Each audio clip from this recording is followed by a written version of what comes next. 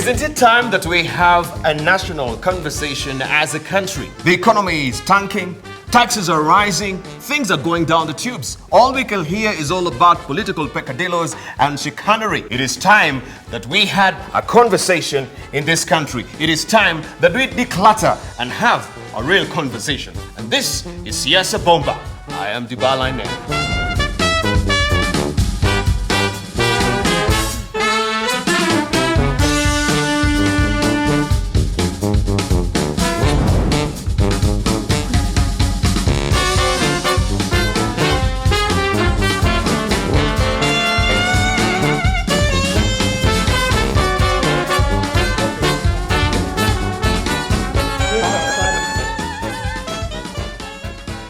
Thank you for joining us on this second installment of Siasa Bomba. My name is Debarl Inea. The subject at hand is the power of Senate in Kenya. Is it an antiquated institution or a prime solution as far as devolution is concerned? And remember also you can chime in on social media. Our hashtag is Siasa Bomba. Right, I want just to get down to brass tacks and introduce our panelists to just give you their profile a bit. Kimani Ichung'wa is a Kenyan elected member of parliament for Kikuyu constituency in Kiambu County, born and raised up in Gikambura village. I know you didn't know this. Karai location. He became widely known in 2013 as elected member of parliament for Kikuyu constituency on the National Alliance Party, that is TNA, and Jubilee Coalition ticket. He is famously known for being elected unopposed in 2017 general elections in Kikuyu constituency. Serving his second term as member of parliament, Honorable Kimani has served in several committees of the August House, including vice chairperson, public investment, and chairperson for budget and appropriations committee, respectively. We have Abshiro Halake, is a KANU nominated senator from Isiolo County and the chairperson of the Center for Multi-Party Democracy in the Senate. Honorable Abshiro is a vice chairperson, Senate Standing Committee on Information and Communication Technology, ICT that is, and member, Senate Standing Committee on Lands, Environment and Natural Resources. Abshiro Halake is also an activist in different social and economic sectors with senior management experience in various fields: humanitarian response and diplomacy, fundraising, conservation, international trade and investment strategy, and risks management. Now you know. Right, just to remind you again, the subject at hand, the power of Senate in Kenya. Is it an antiquated institution or a prime solution? We'll find out today. And I just want to begin by giving them a chance to have some introductory remarks. Let's begin with you, Senator Halake. Good to see you. Thank you very much, Debarl. First of all, before we even go on, I think for the sake of the audience today, a memo was sent out that you should be dressing down, relaxed. Yeah, this is not like your traditional TV show. Yeah, actually, you didn't get the memo. We didn't get the memo, number one, but also, a member of parliament is always juggling too many different things. So as we speak, I have just run across from Kempinski on another very serious meeting. So you'll excuse me. I'll be as casual and as hip as I can be without the clothes. Without the attire. Without the attire. But I just wondered, maybe you could be having some attire also in the car when you're coming, depending with different functions. Next time I'll make sure that I can change quickly in the car, but I didn't get the memo, number one. Fantastic. And number two, I'm also running between different meetings, so you will excuse me a little bit. Thank you for creating time. We respect that. Asante. All right. Good. Thank you very much for having us, and it's really a very topical issue right now, especially given that we are just at the eve of a general election, and also having just into the 10th year or so, 11th year of our new constitutional dispensation. So it's a really topical issue, and it's good that we're having this conversation because we must interrogate our institutions and ourselves as we go along. Because only then can we really make it fit for purpose for ourselves and make sure that it's really serving us well, and where it's not, then we can correct course. So well done for the topic, but if there's one thing I can answer already, it is the solution to all the problems. Because if our constitution is a solution, so is the political institutions that come with it, be they formal or informal. So we don't need to have a debate. There's no debate. Okay. Actually, let's close and don't even focus on Mheshimiwa. Let's go home now. You have your answer right there. We have the answer already. Let's hear from Kimani Ichung'wa as well. Thank you, Debarl, also for inviting me. And sorry, I also missed the memo. Oh, you missed the memo as well. But fortunately, I drive around with a wardrobe in my car. So if you give me 2 minutes, I'll go back and change. But for the sake of time. But as the senator says, we also came in from somewhere and we are going also to other meetings. So we were dressed. In fact, I have a tie somewhere in the car. But thank you for the invitation. And I truly want to agree with her that institutions, as they are put in the Constitution, ought to be solutions to many of our problems. But it is how you run those institutions and how well they carry out their functions, as stipulated in the function, that determines whether they are really serving the interests of Kenyans or not. And I think in the last 11 years now, I think, is it from 2010, yeah, but we've had the Senate for about 8 years now. The Senate as currently constituted, and we've had it for the last one term of this government and this term that's coming to an end next year. I don't think they've done their work. If you read Article 96 of the Constitution on the role of the Senate, and look at what the Senate is doing today, they are worlds apart. And if indeed the Senate was able to do their work and play their role as stipulated in the Constitution, the functions that are spelled out in the Constitution, then they would be doing this country a great favor. Ask yourself, the Senate, the only thing they're very good at, and Abshiro is here, and I'm sure she knows that, they're very good at meddling in things that don't concern them. If you look at Article 96 of the Constitution, even their legislative work should basically be legislation around counties. Their issues to do with oversight largely should be on county governments and national government money that has been allocated to counties. How well they oversight that money, I think, is a question that is debatable, and Kenyans are there to judge the senators on whether they have actually oversighted our county governments as they ought to oversight. Right. So but you find very many of them oversighting road construction done by the national government, probably because you're not doing it. There are better kickbacks there than in the counties. I don't know why they will bother with the KEMSAs of this world and everything else. It's not because it's being done. It's duplication of what is being done by committees in the National Assembly. But I think because maybe many of them came from a background where maybe a number of them came from the National Assembly, they've carried on the habits they had in the National Assembly and the functions that came with the National Assembly to the Senate, and forgotten their role as a Senate that ought to be oversighting national government resources going to counties. Today, if you go to her own county, she will tell you there is a lot of theft. And so is it everywhere in this country, in the county governments. But nobody is taking charge of it. MCAs, we've left it to MCAs who really, they don't have the mettle to oversight governors. So senators are the ones who ought to be doing it. Look at the few cases that we have had of governors being impeached in this country.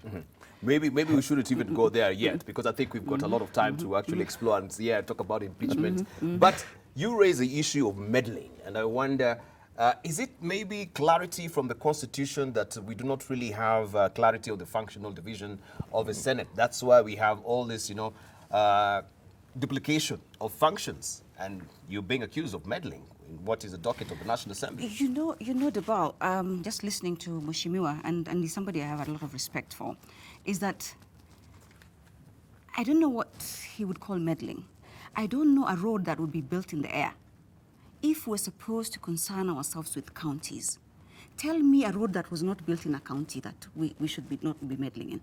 Tell me service provision. Tell me a place or a hospital or a health facility that's not in a county, and therefore senators should not be meddling in. So again, it's all good to say stuff, but we must contextualize them. The Senate, as it stands, and not just here in Kenya, but around the world, is an institution of checks and balances. If the National Assembly, for instance, was to do that and they haven't done it, who is the second layer of a sober oversight? It is the Senate. If Senate is supposed to concern itself with issues of counties, tell me one thing that is not happening in the jurisdiction of a county. you will find none. In fact, there was even a court ruling when we had all these tiffs around bills that concern counties and bills that do not concern counties.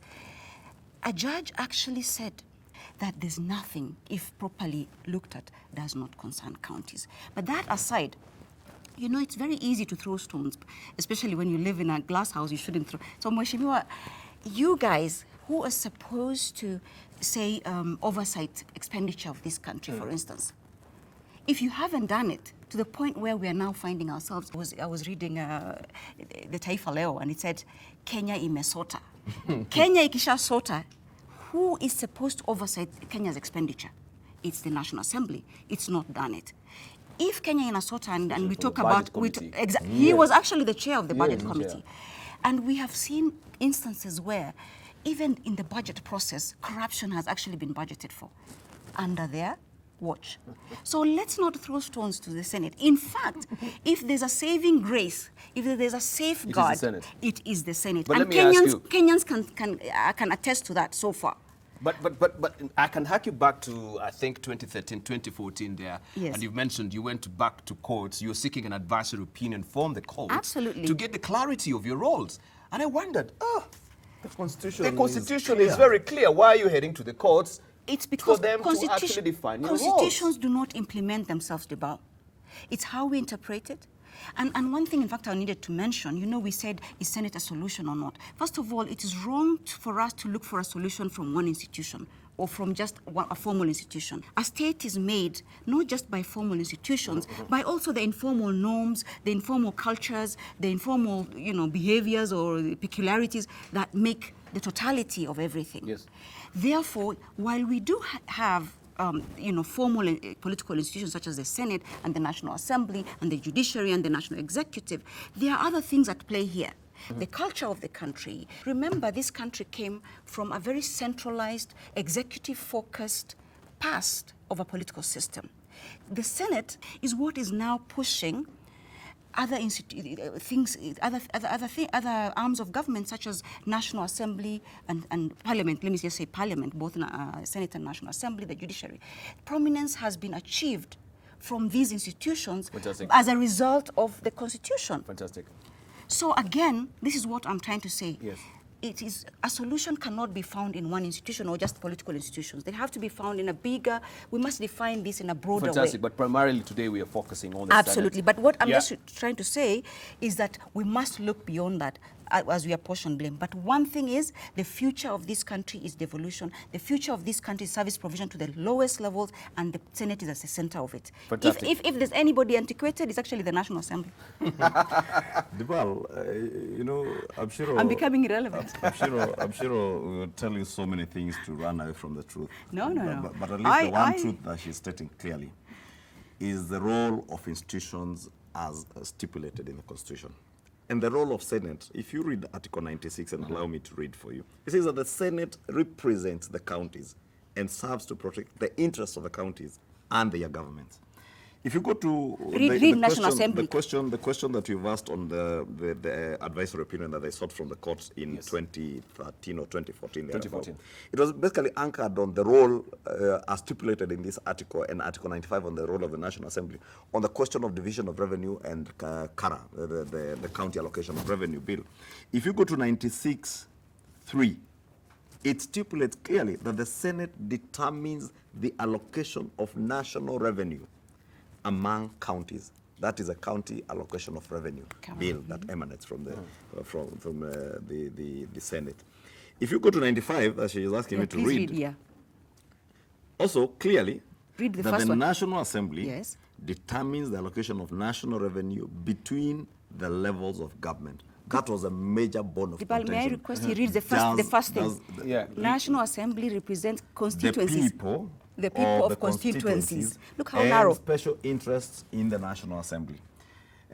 And I don't ask to dwell on the debate of what is narrow and what is broader, because the Constitution defines what your work should be. And the question then we should be asking ourselves, if the Senate has a role to represent counties, how well are they representing counties, and how well are they determine the allocation of money between the counties, and those are the questions. Because when I say they were dwelling on issues that were not their business, as stipulated in the Constitution. The Constitution is clear that the Division of Revenue Bill, that was the business of the National Assembly, because that is what is in black and white in the Constitution.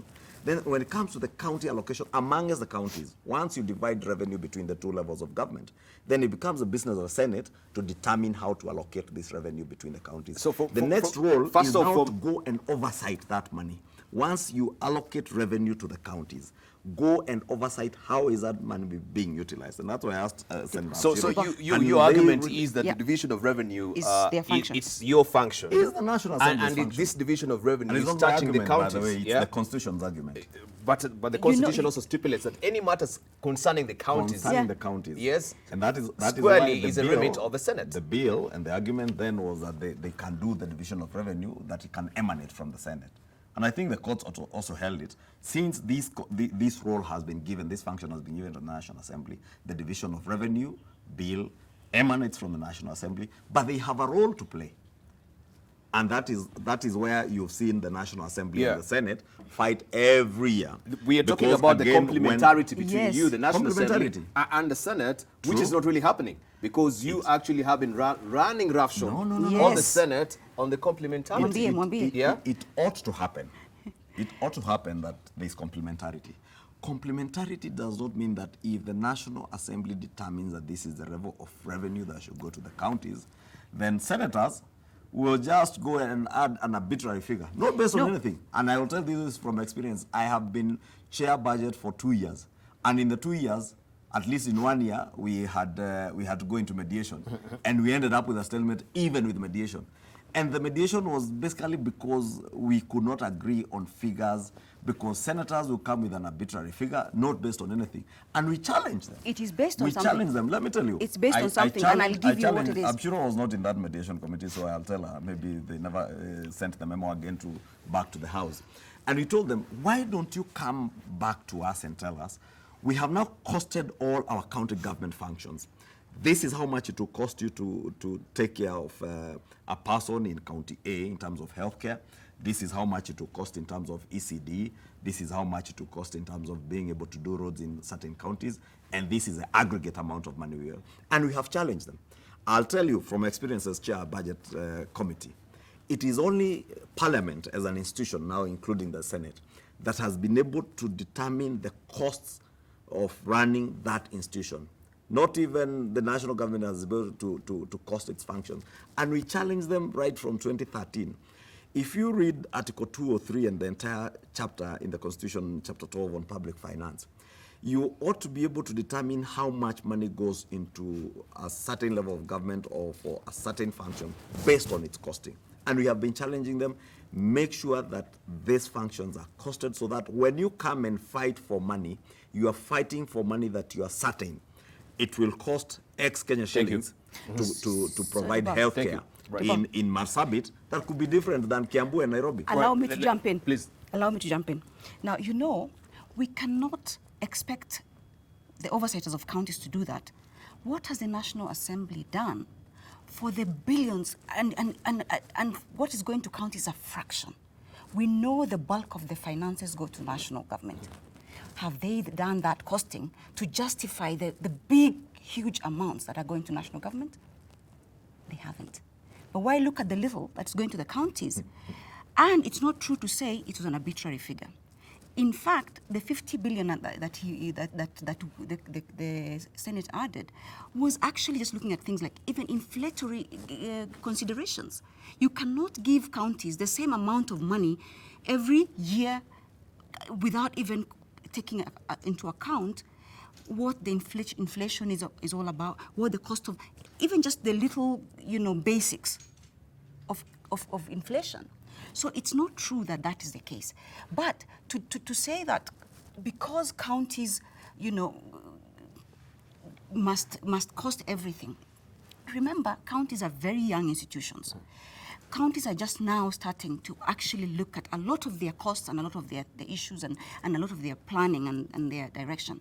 So to expect that, yet you do not expect of established institutions, established ministries, which are actually taking the bulk of resources is to apply different standards, and is to deny devolution the resources that they need to take services to the front lines, to take services to the lowest levels. Because we've borrowed, we've done certain development projects, right? Yes. Who has costed? National Assembly is supposed to appropriate for national expenditure, and is supposed to oversight national expenditure. To what extent have they done what they demand of counties? And I'm not holding forth for counties, and we keep counties on their toes, as you know. But to say that, as we should, Yeah, for you should, sure, That's the role. as we should, and that's the role. But have they then played their role where there's even more resources now? And because Instead, they frustrated you. they're instead let me come back to frustrating Kimani. the little resources that are going down to the counties and not facilitating devolution. Thank you, thank you. Let me chime in before you even, talking of the frustration, because I recall as well that I think it was a tidy sum of 500 billion that was supposed to be coming to, you know, the senators to facilitate also. The oversight. 500 million, yeah, 500 million. Yeah. They wanted the same And for then themselves. it was shot down by the National Assembly. And saying even we also want some, they said. That was the Oh, argument. they also wanted, that was the reason. Yeah. Okay. The number one reason was saying how include then, us. Yeah. So how then do Yeah. you expect the senators to Tobo. effectively, you know, carry out the Oversight. functions, even if a measly sum of 500 million, you know, for them to actually effectively Oversight.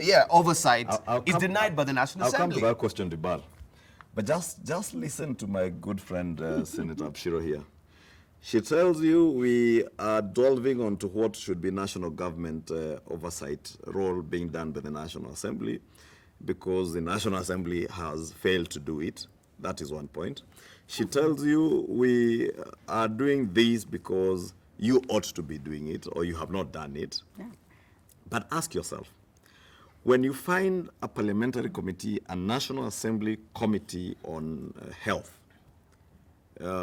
investigating a matter to do with cancer, for instance, or Ruaraka land, the Ruaraka land scandal that is being done by the Committee on Lands or Education in the National Assembly, then you find the Senate duplicating the same And transport. Yeah. with their health committee, The health. with their lands committee or some other committee in the in the Senate. What does that tell you? Is there not one brother feeling that I can meddle into the affairs of the other? Or don't you wait for the health committee to finish their work on the cancer scandal, be able to look at the report that they have come up with, maybe be able to poke holes, you are not able to do this and this. There is this matter that touched on counties that you did not dwell on, so we will come in and dwell on that. But the moment you run two functions, the same function from two different institutions, then either one is trying to sabotage the other or one is trying to cover up ills that they don't want to come out. And that is what you found, that, for instance, the Ruaraka land scandal, they did a report that they then shot down in the Senate, and that matter had died. The same will happen with KEMSA, I'll tell you. The Public Investments Committee in the National Assembly, that constitutionally is a committee that ought to be oversighting KEMSA as a state agency, is still doing its work. Senators have gone ahead with the Health Committee. They have gone to play some oversight role in KEMSA and call witnesses to Senate. They will quickly throw out a report that will probably cleanse the dirt that is there. Then the same senators will come back and say, there's no medicine in the hospitals. Why? Because KEMSA was not able to provide them. But KEMSA, there was money appropriated to KEMSA, misappropriated, cleansed by a committee in the Senate, before even the Public Investments Committee that's charged with that responsibility. And that's why I'm telling you, the Constitution is very clear on what the function of the National Assembly should be, what the function of the Senate should be. If we all stuck to our work, we will not be in the business we are in today. She's asking, let me just finish something she said earlier, that Kenya imesota, and it's the National Assembly that should be oversighting national government expenditure. Headed by you with that particular committee. Kenya Kusota is not about just expenditure. Kenya Kusota has a lot to do with the revenue we are generating, right from our counties to the national government level. It has a lot to do with the policies that we espouse as a government. And I'll tell you largely, the kusota that we are in is because of policies that we have pursued. Policies that some of us have been bold enough to point out, some of them covered up again by the senators because they have other interests that they want to take care of and they are easily used by the executive. Two, Good. when she asked, Just a moment. Let me chime let in. me finish. You know, I'll come to the it's 500 good. million. Powerful Senate. Well done, Senate. But I want to chime in. Powerful Senate. Just How come just you guys can't do search something? me a second, because I wanted just to chime in on the executive, because it's good you've mentioned, because I was wondering how does the executive really come in? That some of the committees also the upper hand and the upper reaches of government from the executive that is somehow also influencing these committees. Right? And this is where the Senate really comes in. Because over and above that, where you have these particular bills that are coming to you or you're oversighting a particular budget, the Senate has to come in to cushion Kenyans from the excesses of the legislatures from the National Assembly and the executive. Tell me one thing, Debarl. Tell me Let one him thing. finish. Just tell me one thing that Senate has come into cushion Kenyans against. Abshiro will do it. Just name one thing. Yes. But let me take you back to the But point. what is that the I will. essence here, please? Because there's Pushing none. resources It is down. pretense. It is pretense that they are doing something, but what they are pursuing are very selfish interests. Debarl, can I jump in? Abdicating the role that has been given to them by the Constitution. She was asking what road is done and is not done in a county. You will do, for instance, the Wayakiwe highway, Expressway. the expressway, Yes. and the Rironi ABC Rironi highway that cuts from Nairobi County through to Kiambu and probably when you do Mau Summit all the way to Nakuru, traversing 3 counties. Are you then telling me that these resources were allocated by the national government to do that road? There's a committee in Parliament charged with the responsibility of oversighting that money. What I expect Abshiro and her colleagues to be doing is making sure that, for instance, the roads board money, the Kenya Roads Board money, the fuel levy money that is going to the counties, is indeed going now to do the collector roads that will link our county government roads from the highway into the interior, because that is what we expect them to do. That is a function that has been given to them, that you oversight money that has been given by the national government to the county government to make sure that the road, when it passes through Kiambu, the senator of Kiambu can make sure that the road goes to Angige Market from the highway, from the western bypass or the southern bypass. That road has been done by the county government. I need to correct Are they something. doing that? Are they doing the that? National Assembly has a committee that is oversighting that role. But you find, for instance, the senator for Kiambu will be more inclined because there is more money allocated to the national government fund, and probably there are better kickbacks there when they summon ministers. A function, in fact, it's only that these ministers, some of them are cowards. So if I was a cabinet Can I secretary jump and you called me to the Senate, I would have Can no I business jump in? at Can I Abshiro. jump in? Please. First of all, I am so surprised. My friend Ichung'wa is talking about, Mheshimiwa Ichung'wa is talking about money given by national government. Correction. Money is not given by national government to counties.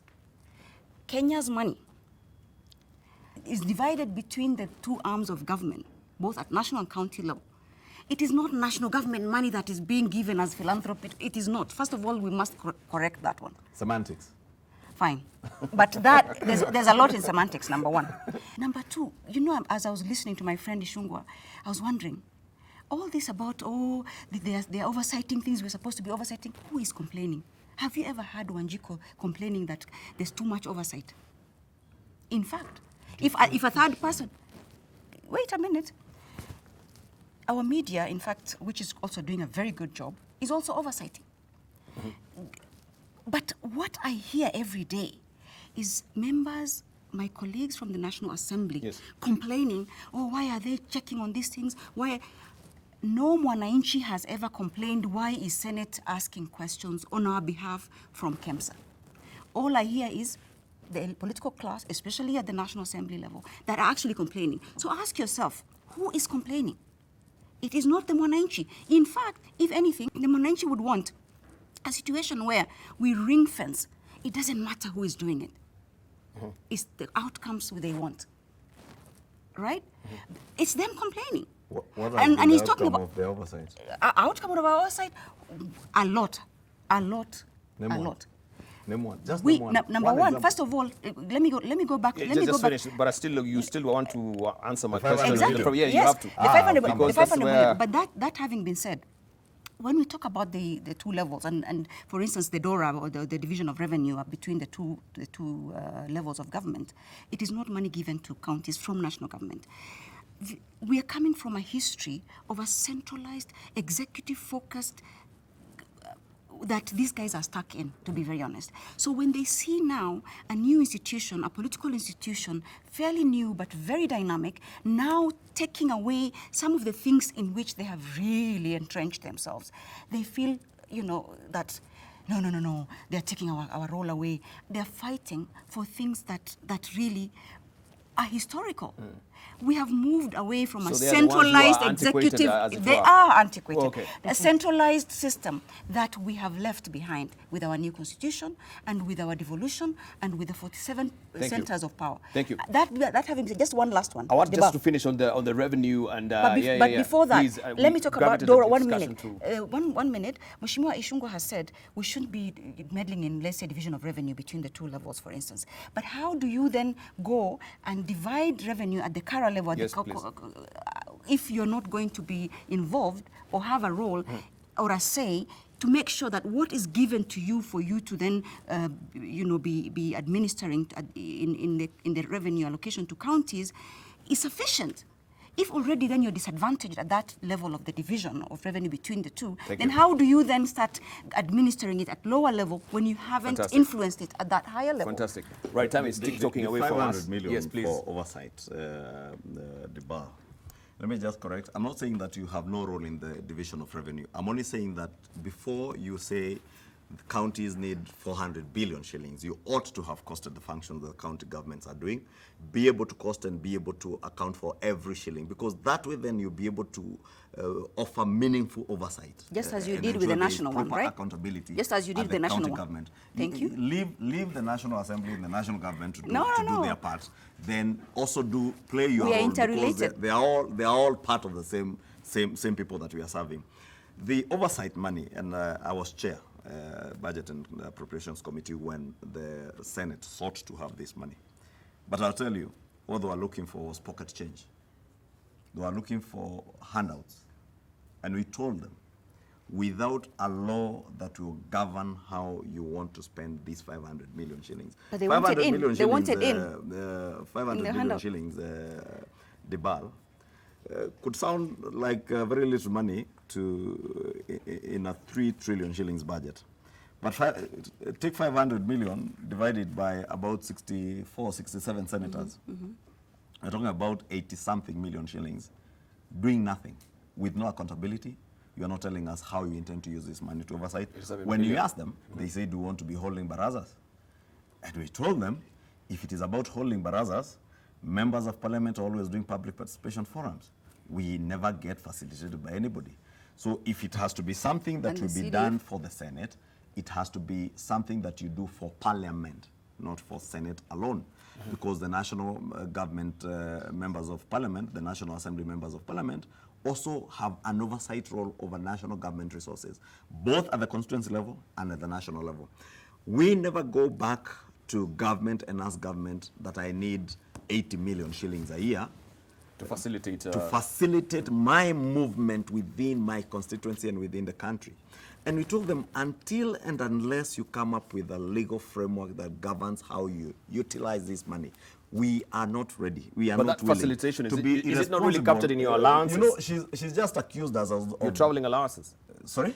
Is that particular facilitation is not really captured in the traveling allowances? In fact, you have traveling allowances.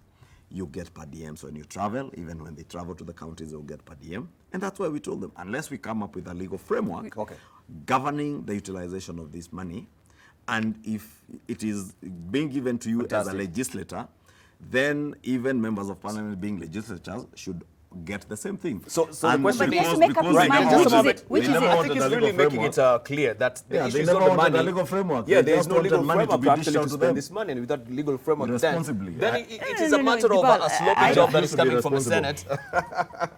No, It's a sloppy No, job that he's- is coming from a Senate, not really coming up with a legal framework on how That is not they true. can make their case for that I can money. even provide you the documentation that was submitted. That's beside the point.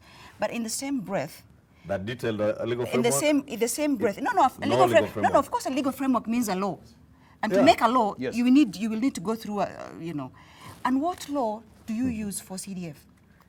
It's just now. No. This in BBI time. Allow me, Abshiro, to cut you short. Okay, fair Because enough. you Go cannot be that ignorant that you No, don't no, know no. there's a CDF Act of 2005, reviewed in 2015. But it's in the Therefore, Constitution. It's not in the There's a Constitution. legal framework Reviewed to that NCGDF. exists. Yeah. Yeah. No, So no. we are telling them, if you want a fund, and in fact, I told them in the committee when they appeared before the committee, if you want these 500 billion shillings as a fund for the Senate, go come up with a law. Which is They are fine. lawmakers. Which it is- takes you 2 weeks to do a law and bring it to the Senate, pass it, bring it to the National Assembly. We'll even fast track it for you. No, Fantastic. which is fine. But they want money But in with the no- same, with no but law in to the- govern but in how this- they in the use it. in the same breath, you heard him say, if that is the case, we also do oversight, and it should be done for Parliament, Exactly. right? Meaning both National Assembly and Debarl, I'll tell you this for free. The number one driver of the shooting down of that was the fact that, it did not include National Assembly. That's it. That's it. And yes, of course, there's legal frameworks. Are there instances where, for the sake of strategic initiatives, where has government ever used any resources under whatever executive order or whatever there is without maybe a legal framework in place? Have there been any time? That is exactly what you wanted us to do. You wanted us to give you money without a legal framework. Fantastic. We told you it is not possible. Could we, can't Until we put reload you. appropriate thank you. money I into have to chime people's in now pockets and to go dish out as to handouts. try and gravitate the discussion further because of interest of time. I know we can actually dwell on that. I can see there is still some problem there that needs to be actually kicked out, so to speak. But my we'll question, never give them pocket change for dishing. There's no out pocket change for them. Until it's shared, eh? yeah, until it is shared. So it's a matter of interest. It's a matter of Until it is interest. shared with a legal framework stipulating how you use it. Remember, it's taxpayers' money. It's not my money. It's not her money. It is your money. No, the money we pay in legal taxes. framework But therefore, we is need a legal fine. framework that tells you you cannot use this money to fuel your car. You cannot use this money to give handouts. They wanted money that to organize barazas where you go and giving No, people that's lunch not money. true. Fantastic. So we told them, give us a That's framework. not true. Tell us That's this money not is to true. do Right. A, B, C, D. Yeah, so I have to actually The just framework was there, whether chime it's in legal or and not. ask this particular question. I want just to gravitate the discussion to judicial activism because I think also the Senate has been raising accusatory fingers towards the judiciary that they're interfering, with the legislative processes of the Senate. So do you think the judicial arm of government has played a critical role in enabling the Senate to effectively carry out your mandate? And I'm coming from this particular point where the question has been, or the basis has been that the Senate has constantly accused the judiciary of practicing judicial activism, which interferes with its core mandate. It resolved to move to a Supreme Court, remember, to seek an advisory of the numerous injunctions issued by the courts, which undermine its legislative work. So do you think also that has been frustrating the effective role of you carrying out your mandate? Actually, Senate does not need permission from judiciary to carry out its mandate. That is wrong. You've been If going anybody- to the judiciary. No. Going to the judiciary is fine because remember, there's a respect and that we have between the three arms of government. If there's if something that's not clear, we can get an advisory opinion from the judiciary. But that does not mean that we need permission from the judiciary to carry out our constitutional mandate that has been spelled out very clearly under Article 96. But aren't you the one who's been saying that the judiciary is frustrating you? No. You see, judiciary is supposed to apply the laws that we make. Okay? It is not to make laws. So to the extent that maybe somebody tries to interfere with the lawmaking process, that could be perceived to be judicial activism. But what the judiciary should keep to is to apply the laws as made by the legislatures. So If in some of any- the rulings, maybe, we need to make it more, but some of the rulings that have been coming to the fore, Yeah. they've been against the Senate most of the times. And that's how you feel. Which is fine. We don't expect all the rulings to be for us because there are times when perhaps there could be something that is not on. There have been rulings against the National Executive, for instance. There have been ruling against National Assembly as well. So to the extent that it's by application of the laws that we've made, that the rulings are made, that is fine. But if then somebody goes beyond the application of the laws to then perhaps go to the making of the laws, you cannot, as judiciary, make laws. The law-making arm of government is the legislature, both the Senate and National Assembly, divided between laws concerning counties and others that concern resources and what have you. But if ever, and we have lawyers, in fact, some of the best brains in this country are in the Senate. They are. I don't want to name names, but that having been said... But yet you failed to make the legal framework for just, some we did. amount of 500 million. No, because you know how legal frameworks don't happen in one day. Legal frameworks, to make a law, for instance, since we got to the 12th Parliament, we've made so many laws. How many have been signed and consented to? Very few, because the law-making process is a very long process. In the meantime, perhaps resources are being plundered. And this is the reason why, with the Senate, we provided an administrative framework within which we could actually, even as the laws are being made. It was not to say we don't want to apply ourselves to the lawmaking process. Okay. It is just that sometimes, in fact, in this case, you've seen what is happening in counties. There was so many, impeachments coming up. So it was an administrative response to the issues around the plunder in counties and even at the national level. So what a big document may not be law, because a law might take another 5 years, but in the meantime there was need for oversight, and this is the thinking and the principle behind that particular law. Thank you. I honestly sympathize with my beautiful sister here, because listening to her, she's contradicting herself. I don't need sympathy. I don't need sympathy. You just do your job. I'm sympathizing because she's contradicting herself, because at one point she's talking about the judiciary playing a role and the complementarity role of the three arms of government. But Debarl, I just want to be straight with you. What has happened in this country is that there is state capture of the legislature. The executive has captured the legislature. The executive in this country is intent on capturing the judiciary. Maybe you should define which legislature, because now there's two-pronged. No, the legislature is one. The legislature so is it largely the legislature as in parliament? Both. That's what I'm asking. Both houses. There is a deliberate attempt to capture the legislature.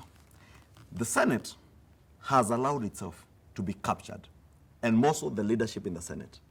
That is where you'll find the Speaker in the Senate will disregard court orders with impunity. That is why you will find Abshiro now trying to look for words to justify their actions in the Senate, because they are under real executive capture, most of their leadership in the Senate. And it's a shaming that we have a Speaker in the Senate who has no regard for the rule of law, who has no regard for what is stipulated in the Constitution. And no wonder even senators now have no reading of the Constitution and what the Constitution expects them to do, because the leadership from the top in the Senate is lost. They are captured. They have become a tool of the executive. And that is why you see my sister here struggling. When you talk about judicial activism in vis-a-vis the role of Parliament as a whole, I belong to the school of thought that truly believes that the judiciary should not interfere in the law-making process of Parliament. And they should wait until the end of the process of the lawmaking, when the law is enacted. Which is the point you're saying. Which is what, that's what I'm saying. They agree with her that then the judiciary comes in, and they have done it, the judiciary has done it very well. A lot of laws that have been passed, even by the National Assembly, the courts have gone back and said this is unconstitutional. Even this recent debacle of BBI, even as much as just went through Parliament, again through state capture. But look at other things that happen in the legislature. And I'll take the case example of the court rulings that have been there, with court orders, stopping the Senate, for instance, from impeaching a governor. And they disregard that. A senator is ejected by these dictatorial parties, like the party I was elected on called Jubilee.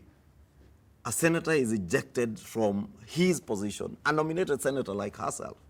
And I thought she would be in the forefront, being a nominated senator, to speak on behalf of somebody who has a court order stopping the Senate Speaker from declaring a seat vacant.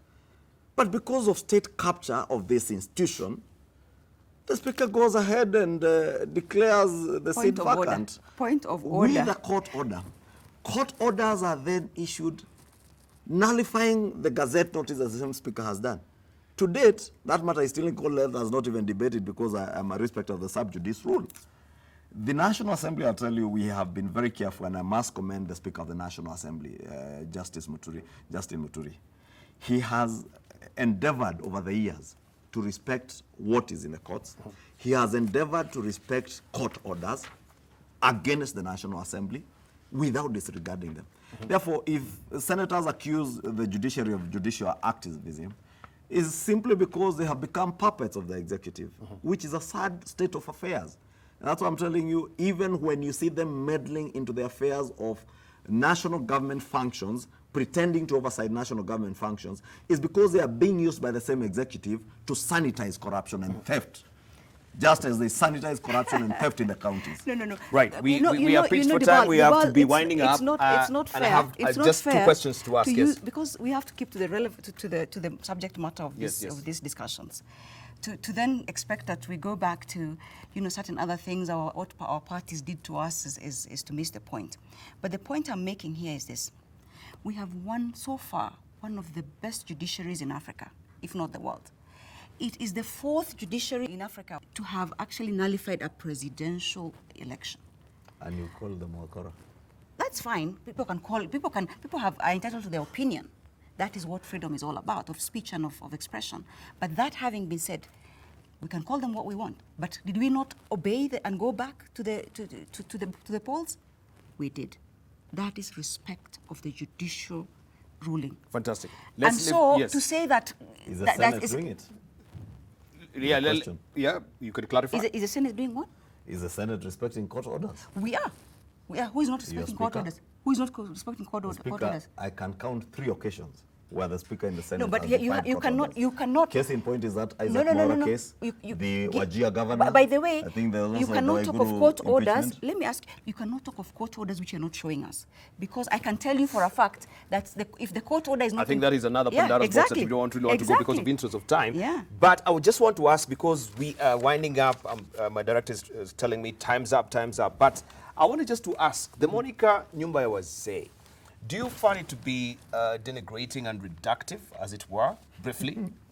No, actually, to be very honest, in fact, I think if you looked at the of senates around the world, they're supposed to be mature people that are supposed to provide the secondary oversight. But that having been said, that's not the same in Kenya.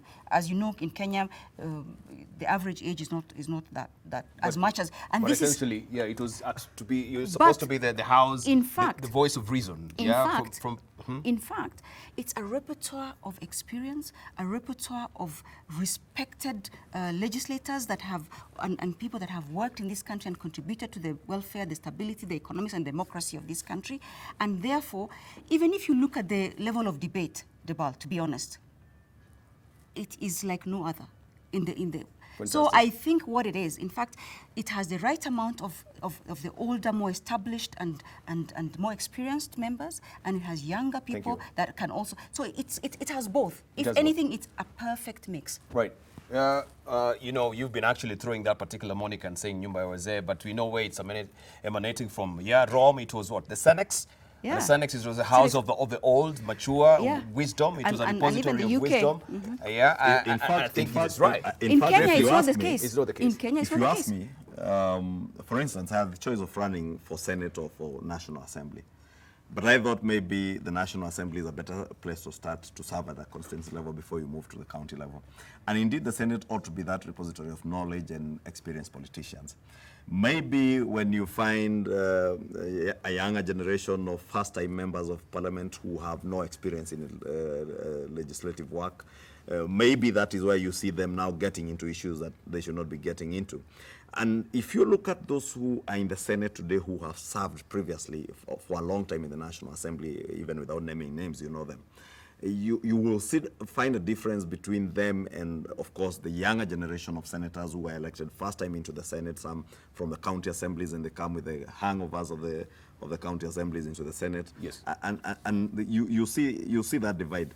But if we were to do it the way the Constitution envisaged it to be, if we had that repository of good politicians and knowledgeable people in the Senate who would be able to read the Constitution and interpret what the functions of the Senate are, yes, and not seek to have sibling rivalry between them and the National Assembly, yes, then maybe Senate would earn its place in the history of this country.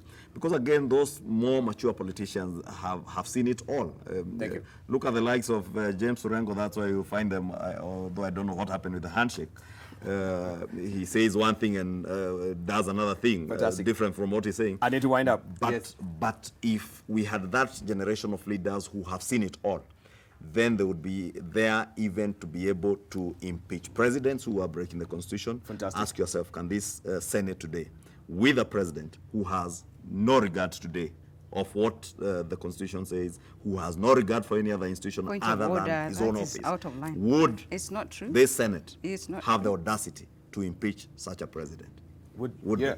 Does the National Assembly have a role in that? Yeah, We all I have think roles. we open We all have another roles. Pandora's box, and I We do all not have really roles. have time. But I want to ask you, as we are summing it, of course, right now with the Mutula bill that was meant to make sure that this particular supremacy battle is not ongoing, sir. And you know, this particular bill, it was passed. You know, it went through the third reading, yeah, in the Senate. It came to the floor of the National Assembly. Where is it at? Many of these. This bill that it says, the bill, just read an excerpt of what it really says, that upon the publication of a bill and before the bill is read the first time in the House, originating the bill, on determination of whether a bill relates to county government or not. yes. And the bill says that the Speaker from whose House concurrence is sought shall respond within 7 days from the date of receipt of the request of the bill. I just wanted to get clarity because it has been passed. One bill. It's not just one bill. Yes. There are so many bills of that nature that just go and collect dust at the National Assembly. But this particular bill was meant to actually iron out